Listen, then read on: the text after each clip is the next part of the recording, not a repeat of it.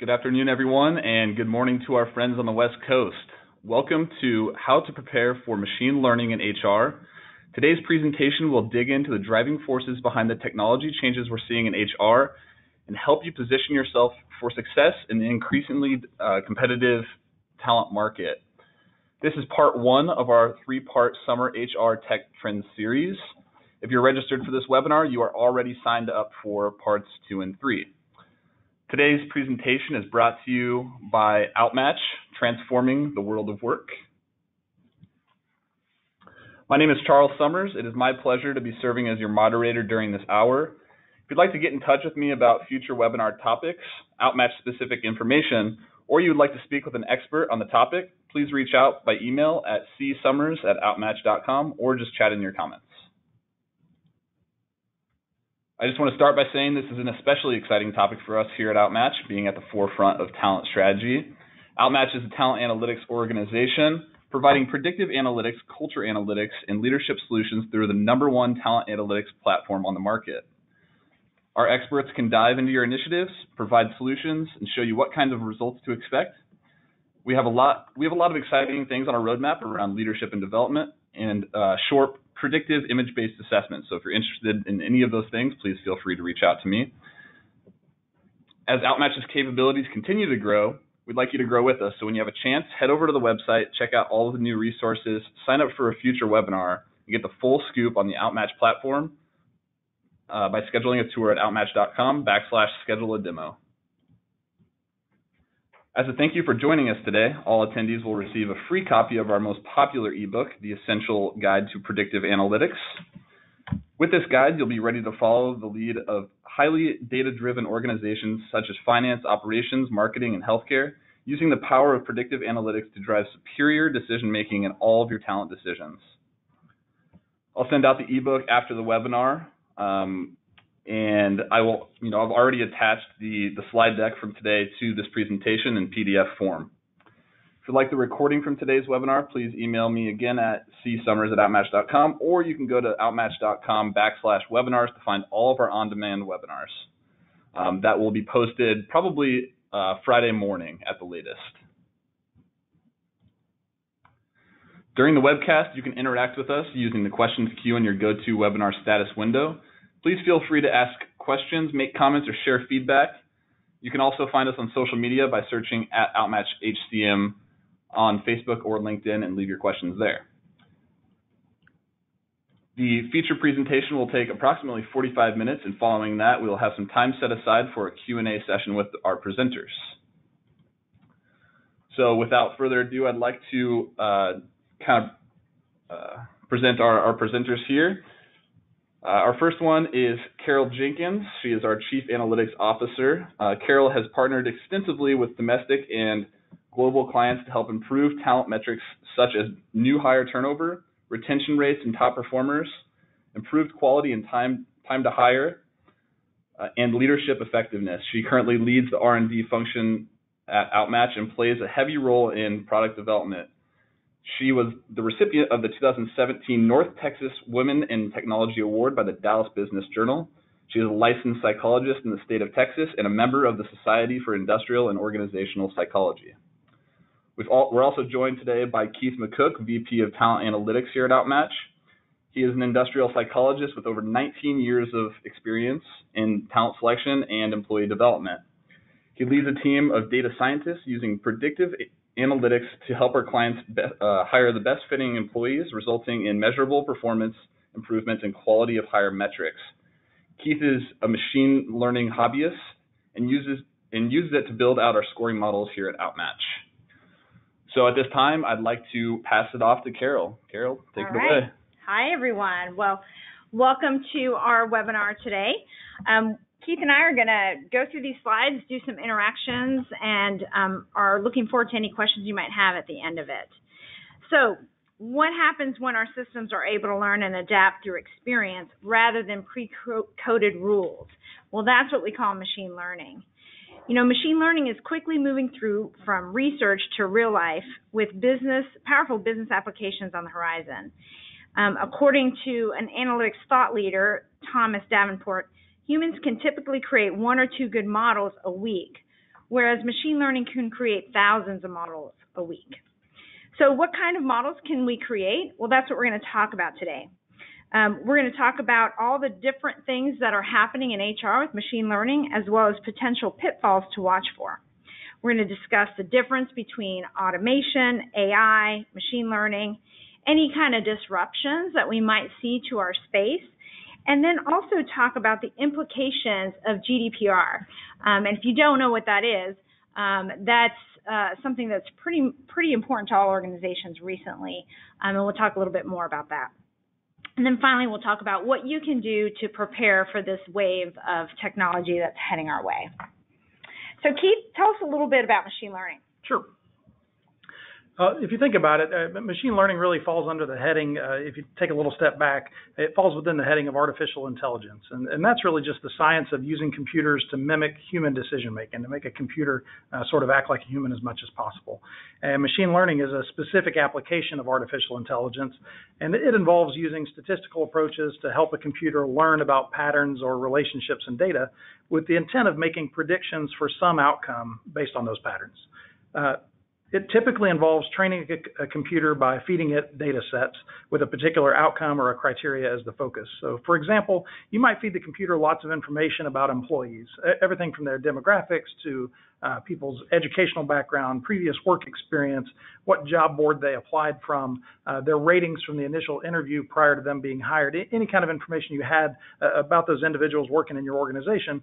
And then you can look at those data points and look for patterns in that data that relate to whether they're likely to stay in the role or likely to turn over.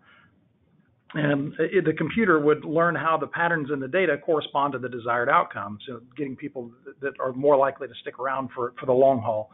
And then based on that learned information, you can make predictions for the outcome on new data sets. So what's the model, what's the typical pattern of our current employees that's likely to be somebody who will stick around into the future? In the example of turnover, once the computer learned about those likely predictors of turnover, you could start to act on that information. So you could target employees that are less likely to leave from a pre-employment standpoint, so go out and find people that are likely to stick in the first place. And then you can also, once you understand some of those, the relationships in the data, you can start to intervene with some high-risk current employees, so those people that fit a profile of somebody who might be inclined to turn over, to try to intervene and to save those people before they make that turnover decision. So that's just a little bit, a quick example of what machine learning is, and we'll talk more about that. So an important part of machine learning is this approach where you collect data and then you want to feed it into the computer to train and test and then collect again as part of a sort of a feedback loop. You'll see here. So typically, you'd start out, you collect the information, match it up on a set of employees or whatever the relevant criteria is, and then go through this process of training and testing and then collecting additional data so you can refine it over time. One of the great things about machine learning is that it's fast and really kind of ruthlessly efficient. A computer will find the best possible relationship in the data, often to the point of overfitting if it's not sort of guided not to do that. And what I mean by overfitting is scoring in a way that really predicts great on the sample of data that you have, but may not generalize, may not hold up over time and predict in future samples. It has that tendency. So before you deploy a model, the typical process you'd go through is you'd want to train the computer on a large data set, and then you want to apply that algorithm, that scoring method that the computer says is associated with an outcome, to test how well that's going to hold up on a second sample, and bounce back and forth between those two, the training set and the testing set, until you get something that's very stable and likely to hold up between the two samples. Then you can go out and apply that to a holdout sample, a totally separate set of data, to make sure that it is something that's going to hold out in kind of this third sample, independent sample of information you look at. And then if it held up there, you'd feel confident about being able to use that going into the future. But machine learning programs allow you to easily train and test results many, many times. So, dozens or hundreds of times with just a click of a button. And that's really the power of it. So to Carol's point, a good statistician or data scientist, if it was using traditional methods, might take a full day really to crunch through the data and to come up with one scoring approach. And with the machine learning approach, you could run through dozens of those within an hour. You just have so much more power because it's using brute force and and computational power to crank through all of those iterations and find what works best. So one thing you mentioned, is about adding, collecting data and bringing it in. And, I think you're going to speak to this, but one of the dangers is garbage in is garbage out. So as you talk today, make sure to hit on that topic, because I do think, knowing the domain or the business that you're in is really critical to ensure that you're paying attention to the right pieces of data. Yeah, that's a really good point. That's one of the things where even with machine learning as one of the tools in our toolkit, it doesn't get you out of all of the heavy lifting that you have to do on the front end of a project. Just the basic steps of collecting good quality data, making sure that it's accurate, making sure that it's all matched up nice and neat, and that the variables are coded correctly. All of those kind of traditional data processes really still take the same time that they always did if you want to have good information, and that's critical to getting a good outcome once you start to use machine learning. If you have errors in your initial data, then that's just going to show up in the end result, and it's not going to do you any good. Yeah. So I guess the last point I'll make here is even after that training and testing and holdout process, once you deploy a model and you feel good about it, we think it's really important to have as part of your process using a machine learning approach that feedback loop where you collect additional feedback and additional data over time, because things change. Economic conditions change. The candidate interests might change if you're using this for selection. Sometimes the company's desirability as an employer of choice might change. Any number of things could affect the way that the model works. And all those can have an impact on the effectiveness of your algorithm over time. So by continuing to feed in new data and monitoring the effectiveness of things and refining that over time, that'll ensure that you have something that holds up well and continues to serve you well into the future.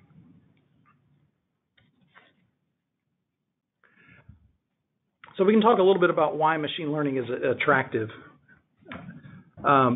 This is a little simple sort of decision tree on the right-hand side here, but machine learning uses the computer to do what it does best. Like I said, it's objective and it's systematic in how it evaluates these mathematical relationships among the data, thousands and thousands of them really, really quickly. It looks at the data much more efficiently, much more systematically and consistently than a human ever could. It also finds complex relationships among different variables. So a human might look at an interaction of one variable versus another. It might look at how two things interact, or maybe how three things interact. And the computer has the ability of looking at how 10 or 15 or even dozens and dozens of variables interact together and finding those really deep patterns in the relationships of the data that help to explain a lot more of the variability in whatever performance metric you're looking at or whatever criteria you're choosing to look at. We'll discuss that more in a little bit, but that's really a lot of the power of machine learning, is just that sort of brute force capability to look at thousands and thousands of relationships simultaneously in a way that people can't do. So for example, I always think about in our work, we look for patterns of personality that tend to predict performance. And if you think about a salesperson, you need someone who's pretty assertive, who tends to have sociability, and sometimes even some moderate level of emotional, resilience, but not to the extreme amount.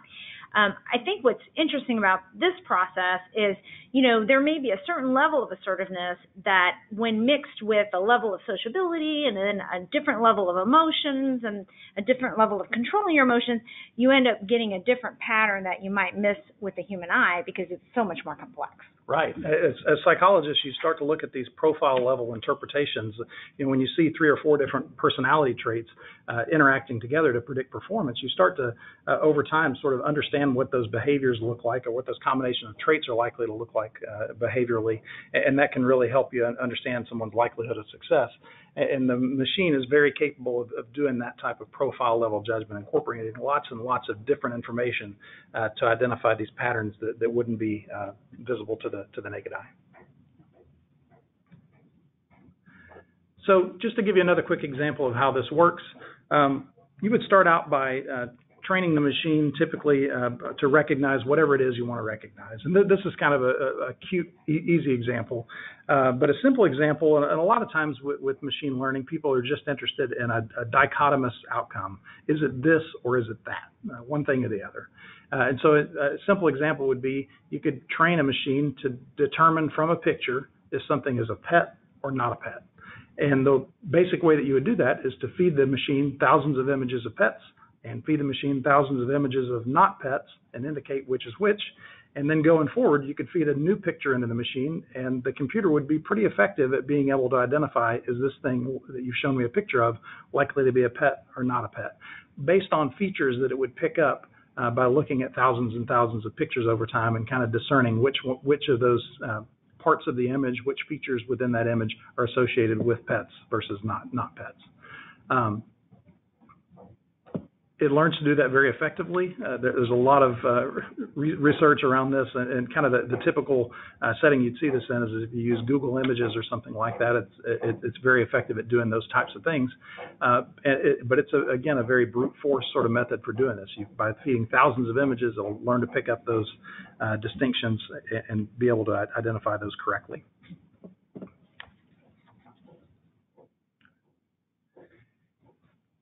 And just to give you another little visual example of how it works, like we talked about, a lot of the work goes in that gathering and matching and cleaning the data. So the first thing that you need is a large data set where you have information, in this case, in an HR context, about people.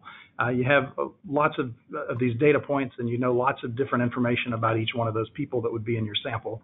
And so you gather together all that data, you match it, you clean it, and you feel pretty good about the quality of information that you have. And then once you have that, you'd move on to the next step, which is to segment that data. And we break it out into a training and a test sample. And you notice down at the bottom, we also have this holdout group that we'd keep separately. And then with that machine learning approach, what you do is iterate between the training and the test set. So you'd rotate through that and let the machine do its thing, where the computer would go through a series of algorithms that would say, how do I find relationships among this training data set that predict whatever outcome is of interest, like we talked about employee turnover or job performance or something like that. And then it would say, if I use that algorithm in the test set, does it hold up? Am I able to accurately predict the desired outcome? And if it works, great. If it doesn't, it'll go back to the drawing board and try something different, and iterate through that dozens and dozens of times through that training and testing approach. And then the real test comes when you take that algorithm that you develop and apply it to a holdout sample. So you take the information that you learn bouncing between the training and testing set and say, this is my scientific approach. This is what I think is going to predict the outcome of interest. And you see how well that works in a real world holdout sample. And if it works, then you know you've latched onto something that's probably going to be able to be useful going into the future. It'll replicate and hold up well going forward. But that's just a simplified idea of the typical process you'd go through with this. So then you can take that algorithm and really apply it to either your pre-hire population of applicants or post-hire to some of your employees to see if there's any patterns, or to see if how well you can predict that future outcome. Yeah, exactly. It would give you on that holdout sample sort of a likelihood measure. How likely is this person to turn over, or how likely are they to stay, or how likely is this person to be a top performer? It's going to give you sort of an estimate of the likelihood of success for whatever that particular outcome is that you have in mind. And then you could act on that information, either choosing to hire the person or intervening for those turnover risks. It would give you something that's actionable and you can do something with from a business standpoint, and really lead to more effective outcomes. And again, we kind of made that point that the more data that you have, the more measurements that you have on each one of those individuals, the better the machine or the computer is going to be at identifying those relationships and being able to explain more and more of the information that's held in there. Now, one of the challenges with machine learning that we haven't talked about yet is around explaining what success looks like. So you get this complicated formula that you can deploy, and you can get a value that says, is this person likely to leave or likely to stay or likely to be a performer or not? But sort of understanding or digesting what goes into that equation can be a challenge. And that's been one of the criticisms of machine learning. And one of the kind of cautionary notes around it is that sometimes the explanatory information can be a little hard to get at. Partly because, when you're looking at dozens of interactions, it's just not going to make sense to you. It's so complex that it's really hard to make sense of. But there are some ways to use some of the approaches within machine learning to look at feature importance, And you can see a graph here. So this is something that we've used within the office. A lot of our research revolves around using personality assessment information to predict likelihood of performance or likelihood to turn over with our clients. That's kind of why some of these examples come up. But this is an example where we were trying to predict job performance, and we looked at a range of personality traits and found that some really, the higher somebody was on some of these personality traits on the right, the more likely they were to be a top performer. And the lower they were on some other personality traits, the more likely they were to be a top performer. So there's kind of a negative relationship with some and a positive relationship with others.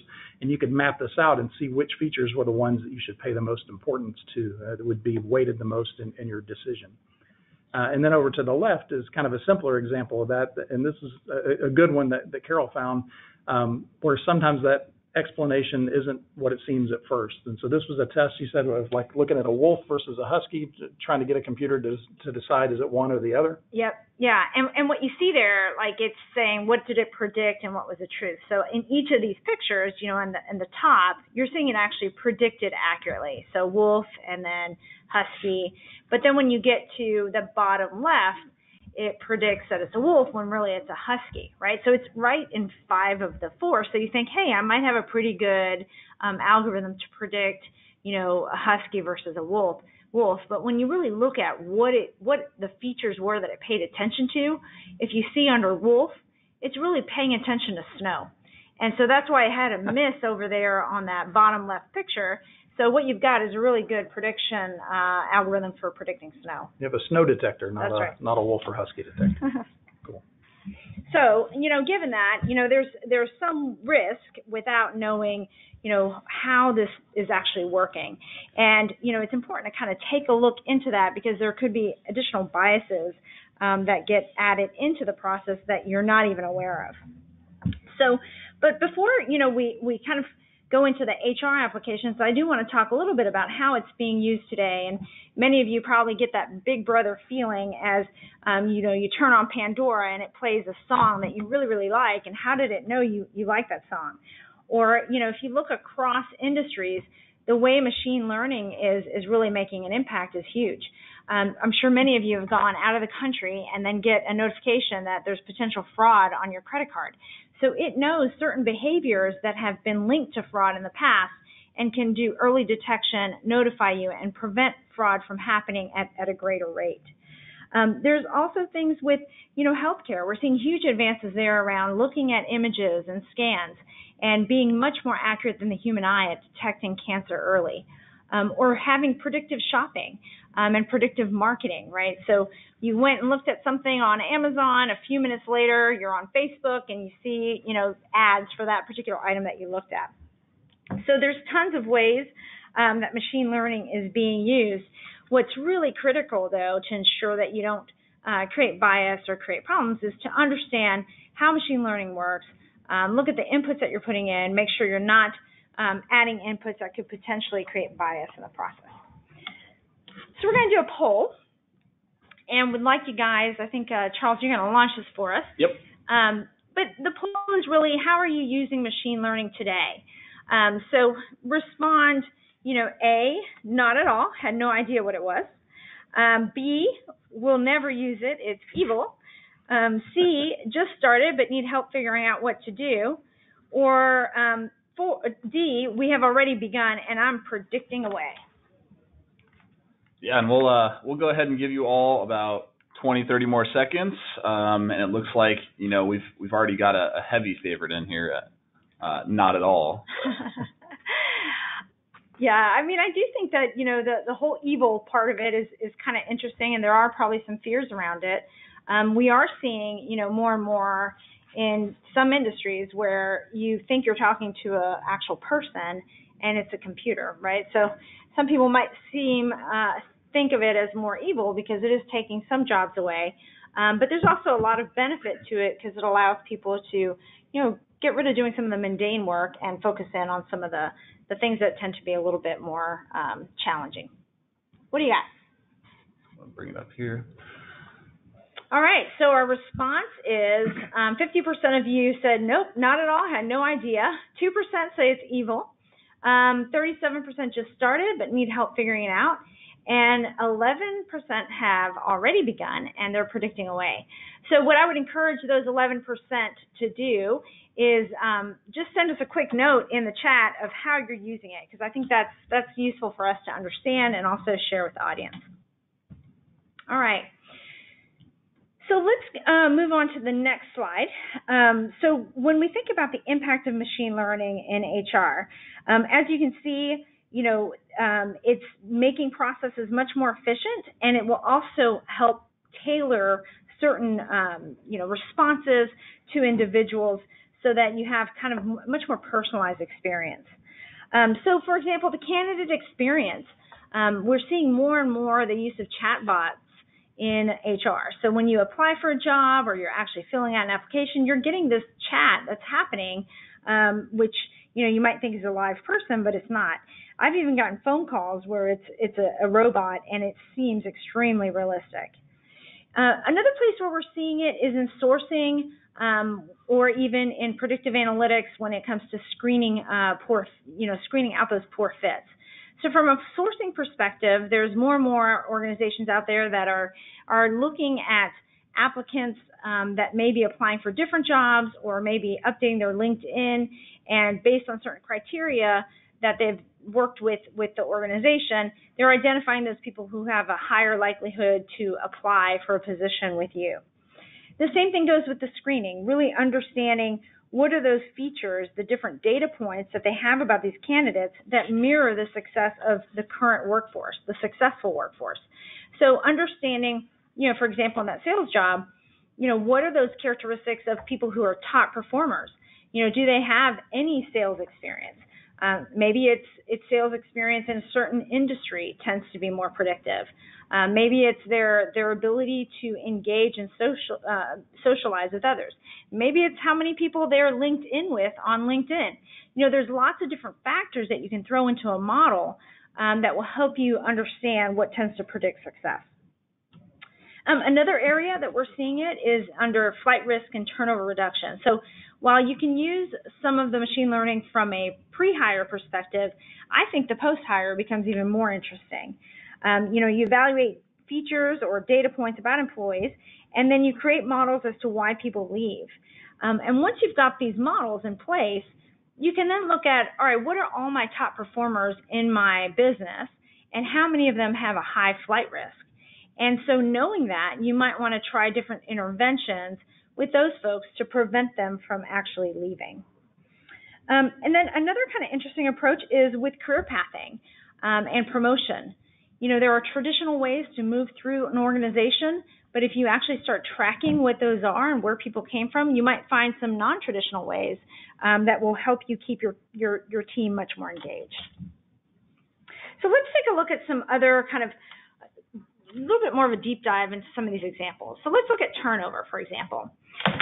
So as I mentioned earlier, it can help you really identify applicants. So we're talking on the pre-hire side who are at risk of turning over.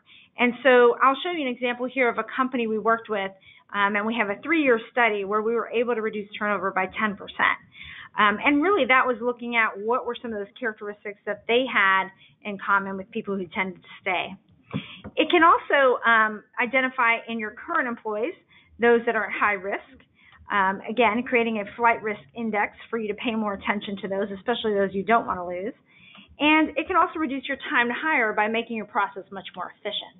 So rather than interviewing everyone, you're really focusing your time on just those that tend to have higher probability of success. And so you're filtering them out based off of their risk of turning over or even their risk of not being a good performer. And what ends up happening is when you reduce your time to hire, you reduce some of these productivity loss, the cost around productivity loss.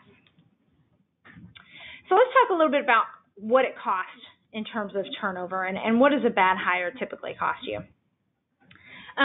So most of us, typically will look at what a cost of a bad hire is by focusing in mainly on the replacement cost of a bad hire. And so, when you think about that, and you look at the example here in the little light bulb, it might cost you $3,000 to do recruiting, hiring, interviewing for maybe one hire that you might get in a position. And then once you get them and train them and onboard them, it might cost you for 10 days, $1,000 of internal cost to train them, and then their salary for those 10 days of training. And so your overall direct cost per hire is around $5,000. So where I would challenge you all is to think about, ways to predict what does it really cost me when I'm looking at other aspects, not just the HR aspect, but what's the cost to the business? What is my productivity loss? So I'm going to share with you a pretty popular or famous, graph, and I really like this because we all know that, there's some hidden costs in turnover, and a lot of times people say that's, overtime pay or morale with your existing staff. But you can quantify the productivity cost to you. And so being able to look at these analytics and the data, you can look at what is it that's really costing me if I have my time to fill, be 30 days versus 10 days.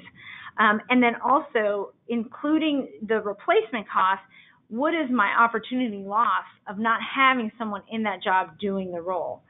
So if you think about this break-even point, it really looks at what's the contribution that an employee makes when they start an organization.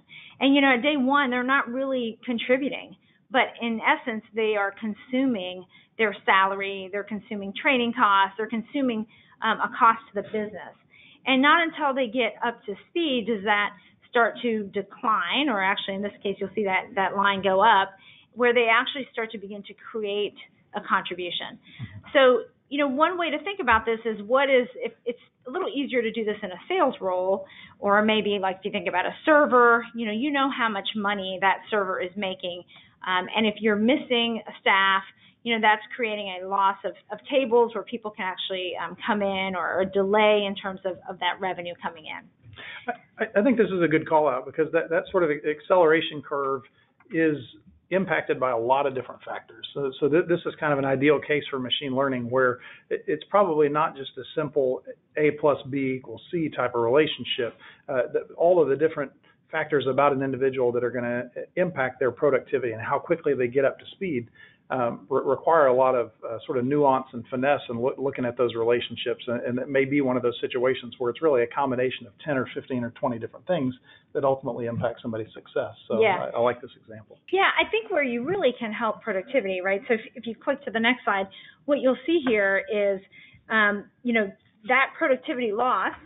Can you click one more? Thanks. That productivity loss of one more again. Let's take an average employee where we know the contribution for maybe sales is $2,000 a day. But we know that it takes 30 days to fill that job. So without having someone in place for those 30 days, you're already at a productivity loss of $60,000. And if it takes, 20 days to ramp them up and get them trained, and they're only at about a 50% productivity, you're talking about another $20,000. So it's a huge impact in terms of, what it's costing the business from a productivity standpoint. Now, how you can impact that, there's a couple ways. One is put an algorithm in place, use an assessment that helps you source the right applicants, as well as screen those that are going to have a higher probability of staying, higher probability of performing. Then you can also look at, in that learning curve, are there certain characteristics of people that tend to learn quicker? So can you reduce the speed to onboard or to ramp up and shorten that? And then, all of this will shorten, the overall learning cycle and help you minimize what that productivity loss is. And then put in place your retention or flight risk assessment, right? And then you reduce the overall loss as a whole. Once you've got people hired, you put interventions in place, then you're also making a much bigger impact across the board on your turnover. What knowing all of this does, and really having kind of more of an analytical mindset in your business, is it helps you to fight for resources and get the attention of the leaders who will allocate budget for certain initiatives, because everyone knows that talent is their biggest asset. And when you do have turnover, just a revolving door, it's just costing the organization so much money. All right, so we do have another poll. Let's talk about this one. So how do you determine the cost of a bad hire? So your questions here are, or your answers are, we don't consider it. It's way too scary. Or B, we use the cost of replacement as a primary source. Or C, we also calculate the cost of replacing and the loss of productivity. Or D, we rely on industry benchmarks.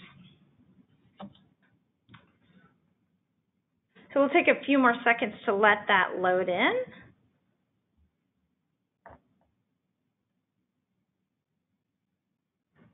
So it looks like we're about halfway. Half of you have voted so far. Give it another 10, 15 seconds here. Okay.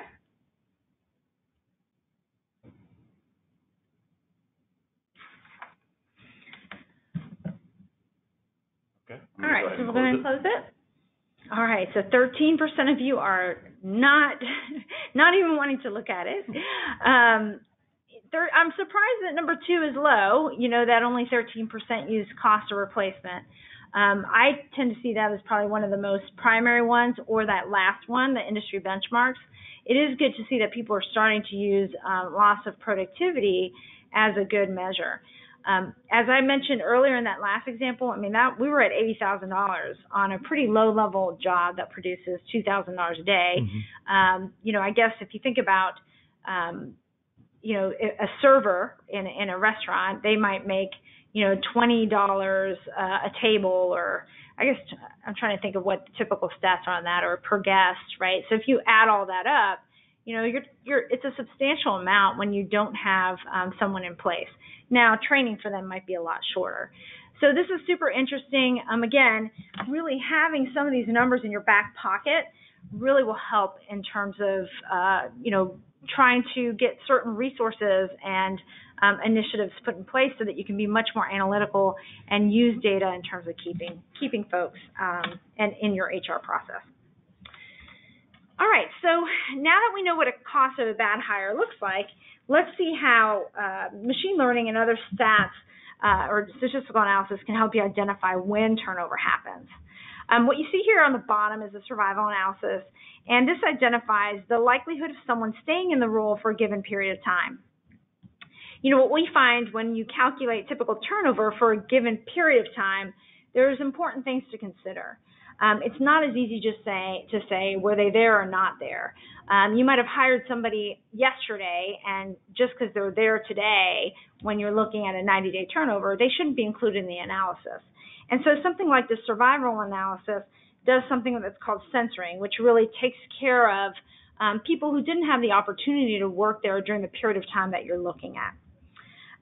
What you can do with, even though survival analysis in itself is not machine learning, but it does allow you to understand what trends are happening at different periods of time. And if you can see in this study here, this is with a client that hired across, this is only 2 years of data that we looked at, even though they had the same trend for 3 years.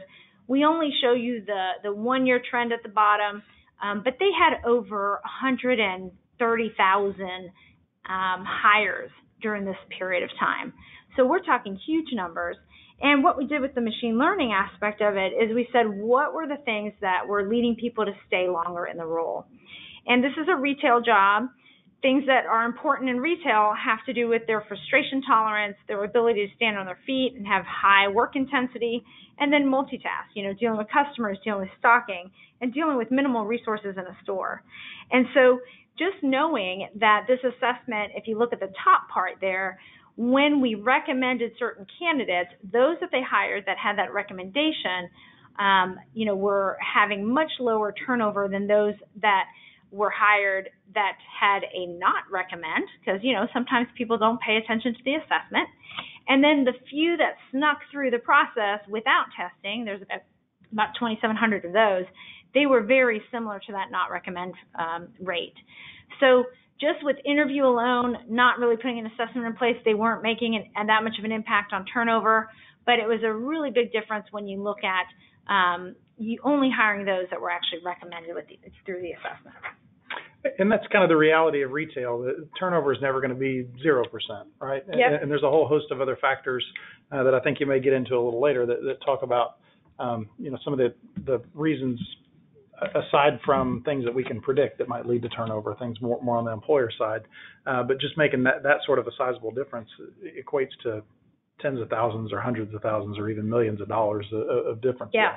Yeah. In this case, I think because of their sample size, it was around $8 million. Yeah. So if you click to the next slide, let's talk a little bit about why people leave. And I think, there's only so much you can do from the pre-hire side, right? People are people. Behaviors are, difficult to predict. If you're able to account for some percentage of the variance, that's helpful in making good decisions.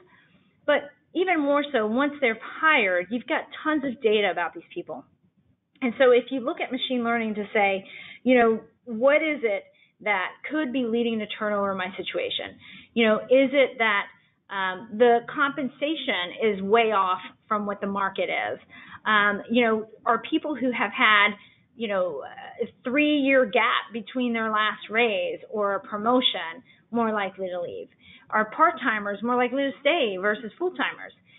People who are in the role within the first 10 days have a higher risk of leaving, and if they pass a certain point, they're more likely to stay. What about commute distance? So there's so many different pieces.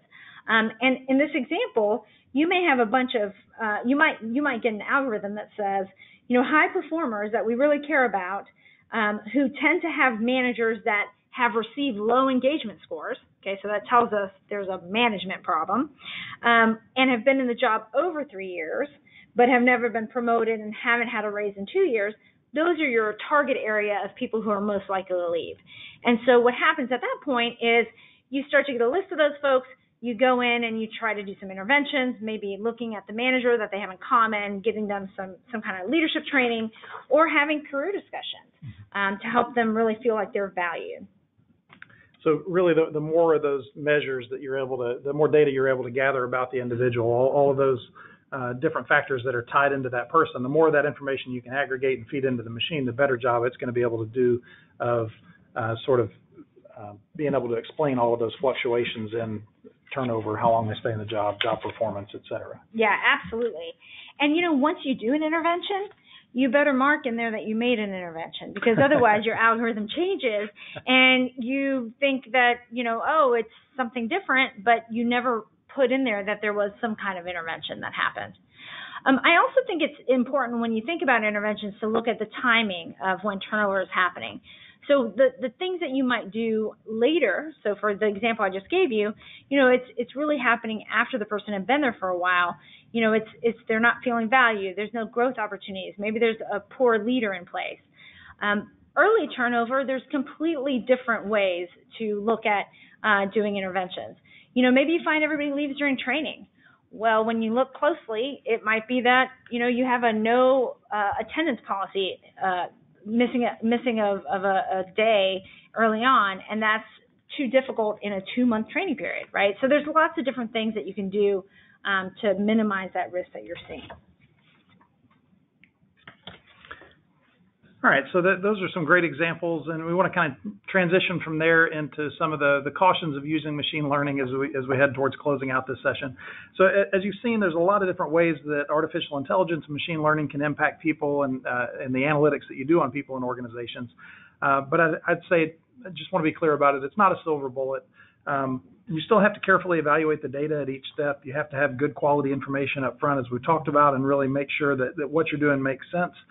And I'm a strong proponent of the idea that you need to have a human oversight to ensure that what you're doing and that the algorithms you're implementing make sense. So in our work today, we tend to use machine learning in kind of a side-by-side approach where we do our traditional modeling approach, and then we'll take a machine learning approach to see what did we miss, what did the machine pick up on that we didn't pay attention to. And that's great, useful information, but as a psychologist, it still allows me to make sure that I'm doing a good job and creating assessments that are legally defensible for our clients and that check off all of the boxes around uniform guidelines and best practices, and that they're not going to wind up with something that's likely to discriminate or cause any adverse impact within their selection process. And so the analogy that gets thrown around a lot is you want to take an Iron Man approach versus a Terminator approach. So you want to have that human that's inside of the robot suit as you're making decisions in this way, and not have the Terminator that's just running, in a robotic way, running loose across the landscape. So without that steady hand on the rudder, I think the potential for things to drift off course is definitely there. And some of those questions that come up are around, are the sample sizes sufficient? If you're trying to do machine learning with really small samples of data, then you're likely to come up with something that's not going to hold up into the future. The computer is going to account for as much information as possible, and if it only has 30 data points to do that based on, then it may give a lot of weight to one of those 30 that doesn't really translate into the next sample of data that you got. So you need to be aware of that.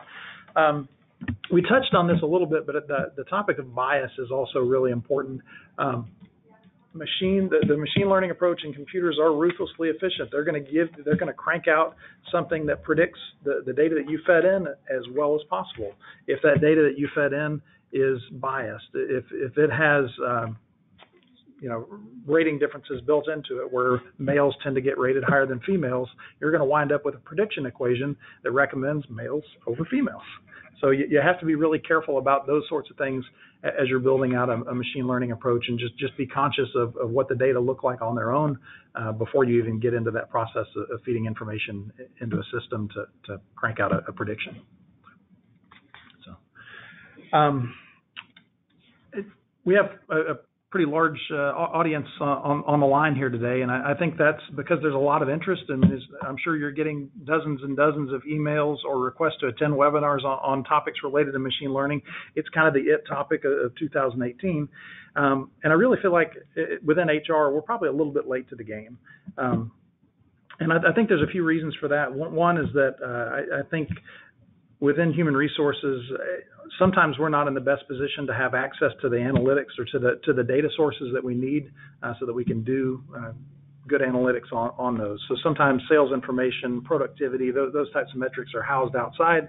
And so setting up a system where you can marry together human resources or individual identification information along with all of those other variables becomes kind of a challenge. And that's really what you need, is that sort of unified data source to be able to make good decisions and to build predictive models off of that.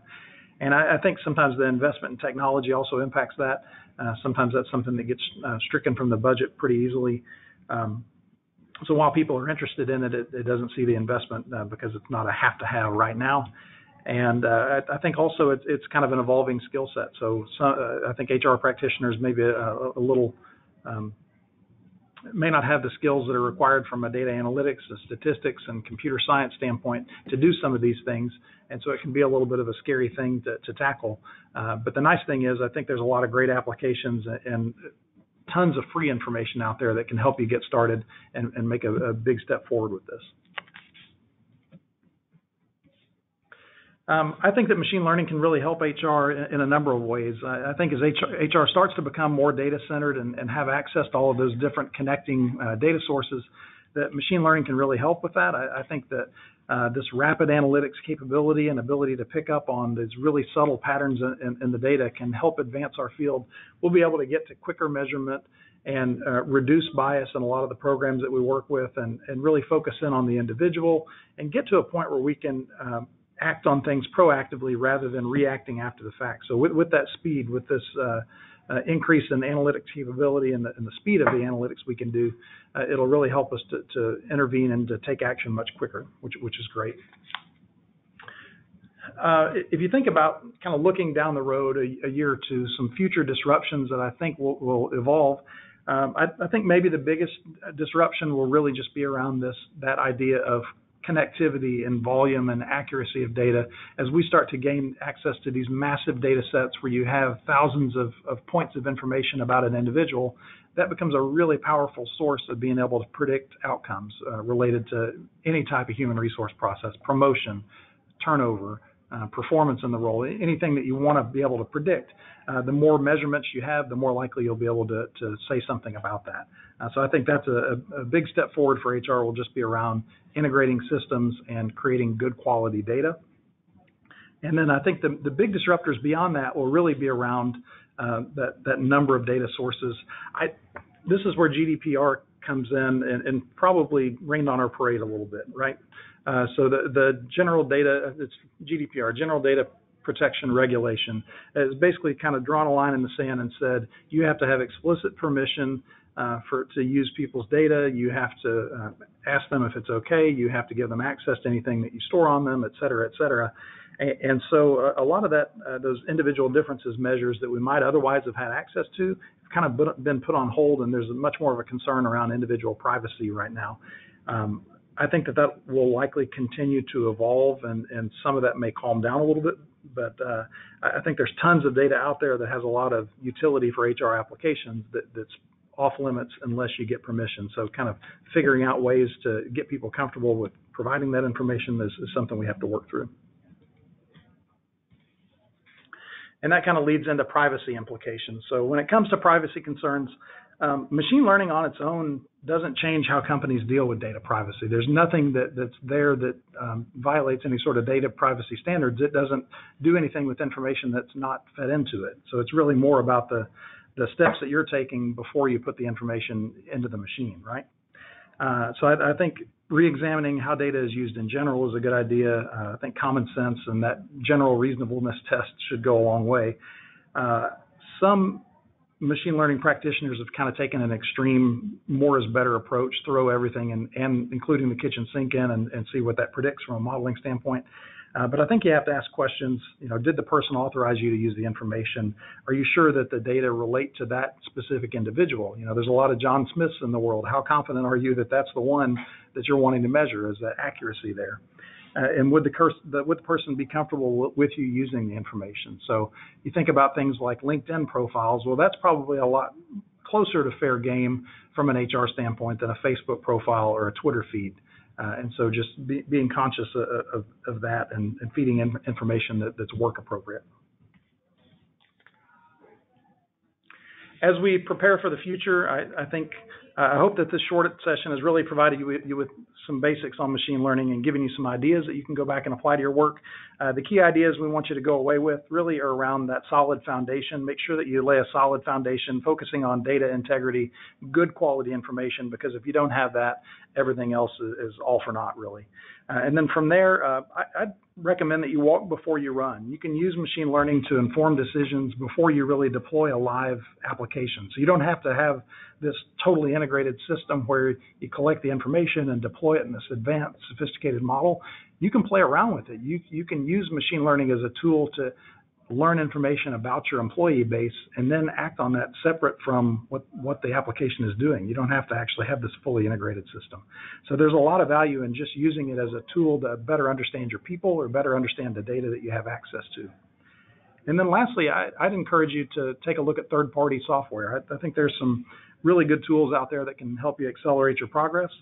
There's some plug-and-play technologies that will allow you to upload data files and point out the variable that you're interested in, and it'll crank through things for you and give you those feature importance lists. It'll point out which variables are impacting job performance or turnover or whatever that metric is that you're interested in for you, and it does it all with the click of a button, so you don't have to be a programming expert to do any of that.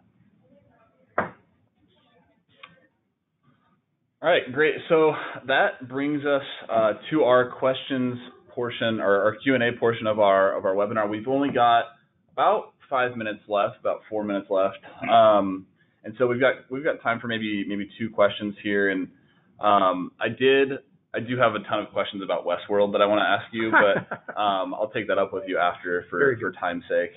But I did have the same question come in a couple of times just on the software that you use to kind of start using. Yeah, so there's a lot of different flavors of software that you can use. Personally, I use R, which is an open source statistics program.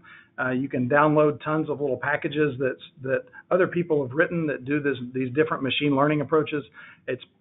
It takes a little while to learn the basics of it, but the upside is it's free, and there's tons and tons of free resources around R available. GitHub, and there's 1,000 other. If you YouTube R and anything you want to do with it, R and machine learning, you'll find 1,000 videos that give you step-by-step instructions on how to start with the data file, how to install the packages that you need, and go through and run it. And I'm pretty self-taught. I've essentially learned how to do this stuff by watching lots of those videos and playing around until it worked. And I guess the nice thing is I had a pretty thorough statistical background in terms of our psychology background. I took a lot of experimental stats classes, and the math definitely helps, but I don't think it's an absolute necessity. So R is good for people that are getting started. If people are familiar with Python and do any programming in Python, you can do all kinds of machine learning applications in Python. And then for some of those third-party tools, Data Robot's the one that I know about that I've played around with some. Yeah, I mean, I think there's some other analytics tools out there that will allow you to kind of enter in your HR data, and then it has the capability to do machine learning. But I think it's good to have some expertise around that, so you can really pay attention to what the data is saying. The other interesting place where I learned a lot was under Kaggle, Kaggle. They have a great tutorial on Titanic, and looking at the data of people who survived or died within the Titanic, and it shows you, how you can actually predict based on some features of were they in first class, were they down in the dungeon, were they male, female, do they have kids, those things, which we all know kind of what happened and who was saved in Titanic, but it's nice to have the machine actually predict based on some of the data that it had. So it's a good way to learn it that way too. Yeah, there's a lot of the just basic assumptions. Women and children off of the ship first, and so if you look at it, the men were very likely to not have survived. But it's a nice data set to work with because all of those kind of fundamental things that you would think to be true turn out to be true, and you can see that modeled. You can run through this machine learning approach and see how that works. That's a great one.